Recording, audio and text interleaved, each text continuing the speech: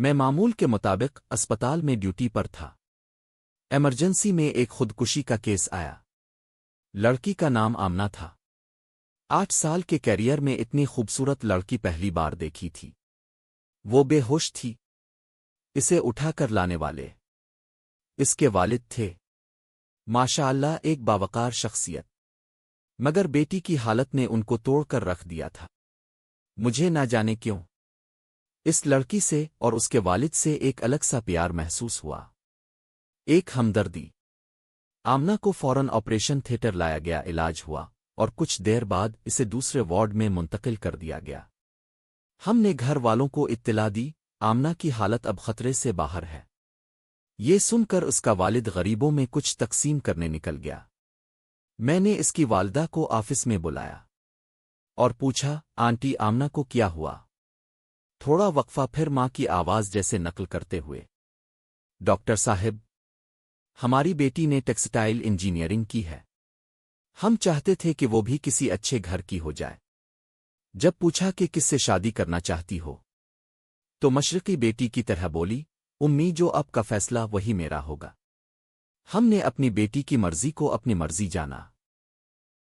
پہلا رشتہ آیا۔ خواتین آئیں، چائے پی، آمنہ سے بات کی اور چلی گئیں۔ کچھ دن بعد خاموشی سے انکار کر دیا۔ دوسری بار ایک اور فیملی آئی۔ آمنہ نے چائے تیار کی، ٹیبل پر رکھ دی۔ چند دن بعد جواب آیا، لڑکی کو مہمان نوازی نہیں آتی، اس نے لڑکے کی ماں کو ہاتھ سے چائے پیش نہیں کی۔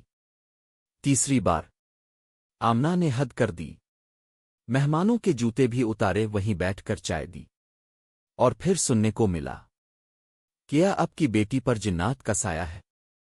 اتنی مہمان نوازی نارمل نہیں ہوتی۔ 8 سالوں میں 100 سے زیادہ رشتے۔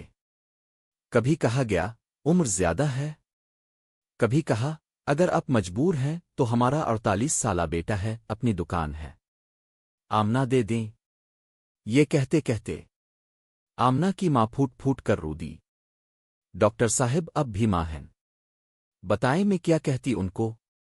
میری بیٹی سینے سے لگ کر روتی ہے، کہتی ہے ماں۔ ان کے معیار پر پورا آتے آتے میری عمر نکل گئی، اور نہ جانے کب اس نے خود کو ختم کرنے کا فیصلہ کر لیا۔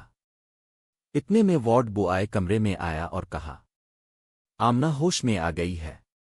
ماں بجلی کی سی تیزی سے وارڈ میں دوڑی، آمنہ کو گلے لگایا روئی۔ ہم بھی پہنچے۔ آمنہ ماں کی بانہوں سے نکلی اور باپ سے لپٹ کر کہا، آمنہ کی آواز میں سسکیاں شامل کر کے، بابا، بیٹیاں بوجھ ہوتی ہے، آپ نے مجھے کیوں بچایا؟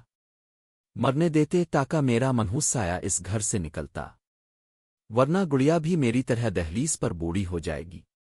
باپ خاموش، بس آنسو۔ میں نے فوری آمنہ کو انجیکشن دیا اور اس کے والد کو آفس میں لے آیا۔ میں نے آمنہ اور اس کی بہن کو اپنے دونوں بھائیوں کے لیے مانگ لیا۔ میرے دونوں بھائی بھی ڈاکٹر تھے اور بخوشی راضی ہو گئے۔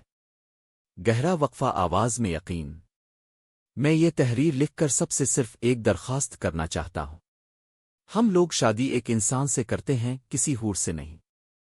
کسی کی بیٹی کو ریجیکٹ کرنے سے پہلے ایک لمحہ کے لیے اپنی بیٹی کو اس جگہ رکھ کر سوچئے۔